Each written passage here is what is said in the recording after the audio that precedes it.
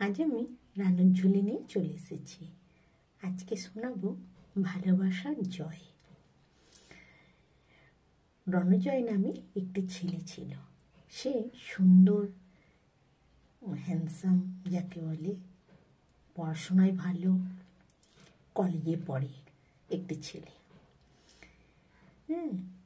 তা সেই ছেলেটি বেশ আনন্দে দিন কাটায়, পড়াশোনা করে, নিজের লাইফ নিয়ে, কেরিয়ার নিয়ে খুব ভাবে যে পাস করে কি করবে না করবে। সে নিজের মতন করে সব কিছু গুছায়। এবার প্রিয়াঙ্কা নামে ওই কলেজে একটি মেয়ে ছিল। সেই মেয়েটি রণজয়কে খুব পছন্দ করে। রণজয়ের পেছন পেছন ঘুরে ওর বন্ধু হতে চায়। যদিও রণজয় পাত্তা দেয় না, কারণ রণজয় ওই ধরনের ছেলে নয়। কিন্তু প্রিয়াঙ্কা একটু ওই ধরনের মেয়ে, বাজে, যত বাজে বাজে ছেলে বন্ধু, এরকম ব্যাপার। ঘুরে ঘুরে বেড়ায়, ভালো পড়াশোনা করে না, কিন্তু সুন্দরী, বড়লোকের মেয়ে, বড়লোকের বকাটে মেয়ে যাকে বলে, ঘুরে ঘুরে বেড়ায়। এইভাবেই দিন যায়। তখন প্রিয়াঙ্কা বলছে, আমি তোমাকে বিয়ে করব। কিন্তু রণজয় বলছে, সে আবার কি, বন্ধু থেকে বিয়ে, মাথা খারাপ নাকি তোমার? আমি সেসব কোনো কিছু ভাবিনি। এখন নিজের কেরিয়ার ছাড়া আমি কিচ্ছু ভাবি না। আমি ভাবি আমার নিজের কেরিয়ারটাকেই গড়ব ঠিক করে। বলছে, আমি বড়লোকের মেয়ে, আমার বাবার কত জায়গায় ভালো ভালো হাত আছে, আমার বাবা তোমার কেরিয়ার ঠিকঠাক করে দেবে, তোমার চিন্তা নেই। আমাদের যেমন টাকা আছে সেরকম লোক বল আছে, চেনা জানা আছে, তোমার ওসব কথা ভাবতেই হবে না। খালি তুমি ভাবো যে আমাদের দুজনের বিয়ে হবে। রণজয় বলছে, না, আমি ওসব ভাবিও না, ওসব চিন্তাও করি না। তুমি আমার সঙ্গে কথা বলো, আমিও তোমার সঙ্গে কথা বলি, এইটুকুন, এর বেশি কিছু চেয়েও না। কিন্তু জোর জবরদস্তি একদিন জোর করে প্রিয়াঙ্কা গুন্ডা ফুন্ডা নিয়ে রণজয়কে ধরে নিয়ে এসে গুন্ডাদের হাত দিয়ে জোর করে, গুন্ডারা রণজয়ের হাত জোর করে চেপে ধরে প্রিয়াঙ্কার শীতে সিঁদুর তুলে দিয়েছে, দিয়ে বিয়ে দিয়েছে, দিয়ে বাড়ি পাঠতে দিয়েছে। রণজয় গুন্ডা দিয়ে এনেছে, ঢোকাতে বাধ্য, বাড়িতে এনেছে। বাড়িতে আনতে রণজয়ের মা তো খুব রেগে গেছে। বলছে, না, এই বিয়ে তো আমি মেনে নেবো না। বলছে, কেন মাসিমা মেনে নেবেন না? আমি তো এখন আপনার বৌমা হয়েছি, আপনার ছেলেকে বিয়ে করেছি। বলছে, না। তখন রণজয়ের মা খুব ভুল বুঝছে রণজয়কে। বলছে, আমাকে তুমি না জানিয়ে বাবা এটা কি করেছো? তখন রণজয় আড়ালে গিয়ে মাকে সমস্ত কথা বললো যে আমি বিয়ে করতে চাইনি মা, জোর করে আমাকে এইভাবে গুন্ডা দিয়ে বিয়ে দিয়েছে, এবং গুন্ডারাই আমার হাত ধরে সিঁদুর দিয়ে ওর সাথে পরিয়ে দিয়েছে। বলছে, ওই কথা? বলছে, তো ওর মা তখন বলছে, আমি দেখছি, বলে হাসি মুখে মেনে নিয়েছে। বলছে, হ্যাঁ ঠিক আছে, বাড়ি তুলে নিয়েছে। এদিকে রণজয় ছোট্ট থেকেই মালাকে ভালোবাসে। মালা হচ্ছে ওর ছোটবেলার বন্ধু। সেই বন্ধুকেই ভালোবাসে, এবং ছোটবেলায় খেলার ছলে ও মালাকে বিয়েও করে ফেলে। মালা শীতে সিঁদুর দিয়ে মালাকে বিয়ে করে ফেলে। সেই কথাটা রণজয়ের মা জানত, কিন্তু মালার মা জানতো না। আর মালার মা রণজয়কে পছন্দও করতো না, যেহেতু রণজয় গরিবের ছেলে, মালারাও গরিব। কিন্তু মালার মা ঠিক করেছিল, রমা বলে মালার মায়ের একটা বন্ধু ছিল, ও চাইতো রমার ছেলের সঙ্গে মালার বিয়ে দেবে। কারণ যেহেতু রমারা খুব বড় লোক, সেহেতু চাইতো যে ওর ছেলের সঙ্গে আমার মেয়ের বিয়ে হলে আমার মেয়ে খুব সুখে থাকবে। ওই জন্যে মালার মা ঠিক করেছিল যে রমার মেয়ের ছেলের সঙ্গে বিয়ে দেবে। এবার এইভাবেই দিন যাচ্ছিল। এবার যখন মালা শুনতে পেল যে এরকম রণজয় বিয়ে করেছি, তখন বলল, রণজয় তুমি বিয়ে করে ফেললে, আমাদের কি হবে? তখন বলছে, তুমি একদম বিশ্বাস করো না এসব কথা, এ বিয়ে বিয়ে নয়।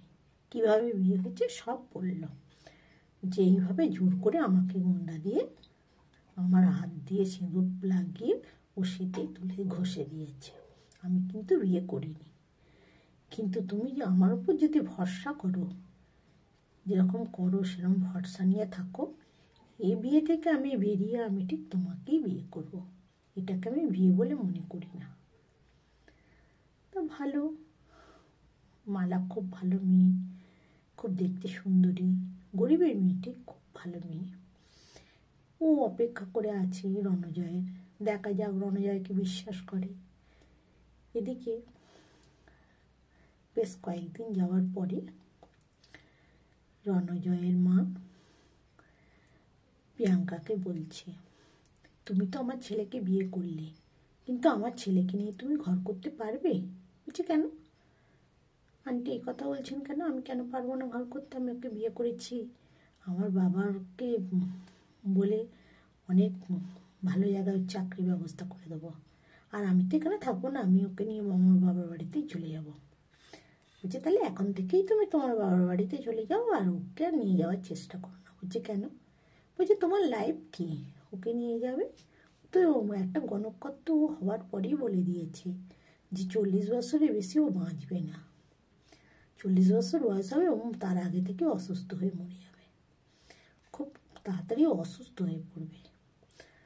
তা তুমি পারবে তোকে সেবা করতে? আর 40 বছরের পরে তুমি বিধবা, তুমি মেনে নিতে পারবে এগুলো? তুমি না জেনেই বিয়ে করে ফেললে? তখন বলছে, হ্যাঁ আমি তো জানতাম না। বলছে, একবার তো জিজ্ঞাসা করতে পারতে আমাকে।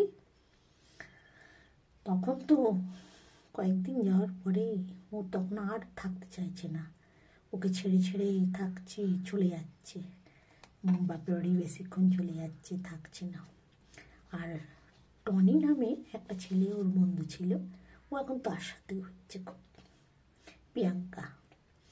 তখন এদিকে রণজয় আর রণজয়ের মা মনে মনে হাসছে, হয়ে গেছে ভালোবাসা, দেখ তোকে মুক্তি দেবে এবারও। ওদের মা ছেলের কথা হচ্ছে। এবার এইভাবে দিন যায়। একদিন পাস তো করেই নি মেয়েটা, মানে প্রিয়াঙ্কা পাস করতে পারেনি। তখন এদিকে তো রণজয় পাস করে গেছে, এ নিজের কেরিয়ার গড়ার চেষ্টা করছে, ভালো চাকরির চেষ্টা করছে। আর ওদিকে ও কী করছে, এর সঙ্গে ঘুরে বেড়াচ্ছে, ওই টনির সঙ্গে। টনিকেই ও মনে মনে ভাবছে, আমি টনিকেই বিয়ে করব, কারণ আমি রণজয়ের সঙ্গে থাকবো না, কারণ কি আমি বুড়ো হয়ে যাব, তখন 40 বছর বয়স ও করতে যাবে, সেই সময় কি আর আমি কি আর কোনো ভালো ছেলে পাবো যে বিয়ে করব? আর অসুস্থ হয়ে পড়লে কদিন বাদেই বলছে ওর মা অসুস্থ হয়ে যাবে, কে ওকে সেবা করবে? বাবা দরকার নেই, আমি ভুল করেছি, আমি টনিকেই বিয়ে করব। এই বলে ও টনির সঙ্গে ঘুরছে, এরা বাধা দেয়নি। 1 বছর হতে বলছে, তাহলে তুমি ডিভোর্স দিয়ে দাও। বলছে, হ্যাঁ হ্যাঁ, রণজয় ডিভোর্স দিয়ে দিয়েছে। এবার ও গিয়ে টনিকে বিয়ে করে ফেলেছে, প্রিয়াঙ্কা। ওরা ওদের মতন আছে, টনিও ছেলেটা ভালো নয়, লাফাঙ্গা, আর প্রিয়াঙ্কাও ভালো নয়। এখান থেকে রণজয় মুক্তি পেয়ে গেছে। রণজয় তখন মালাকে গিয়ে সব কথা বলেছে। রণজয়ের কথা শুনে মালা খুব খুশি, কিন্তু মালার মা চায়, রমা বলে মালার মায়ের যে বন্ধু, রমা ওর ছেলের সঙ্গে বিয়ে দেবে ঠিক করেছে। তখন ও কী করছে, রমা কী করেছে, এই মালা কী করেছে, রমা আন্টিকে ফোন করেছে, করে বলছে, রমা আন্টি, আমি এরকম একজনকে ভালোবাসি, আমি তাকেই বিয়ে করতে চাই, তোমার ছেলেকে আমি বিয়ে করতে পারবো না, তুমি একটু মাকে বোঝাও না, হ্যাঁ একটা কিছু বলো না, যাতে আমার সাথে রণজয়েরই বিয়ে হয়। তখন বলছে, আচ্ছা এই ব্যাপার আমি দেখছি। তখন ও মালা মাকে ফোন করে রমা বলছে মানে রমা আন্টি, যে দেখ আমার ছেলের সঙ্গে তো তোর মেয়ের সঙ্গে বিয়ের কথা ছিল, কিন্তু আমার ছেলে যেখানে কাজ করে ওখানেই একটি মেয়েকে ভালোবেসেছে, আমাকে ফোন করে বলছে আমি তাকেই বিয়ে করব। তাহলে তোর মেয়েকে কিন্তু আমার খুব পছন্দ ছিল, কিন্তু তোর মেয়েকে আমি বউ করে নিয়ে আসতে পারছি না রে, কিছু মনে করিস না। তখন তো মানে মালার মায়ের আর কিছু করার নেই।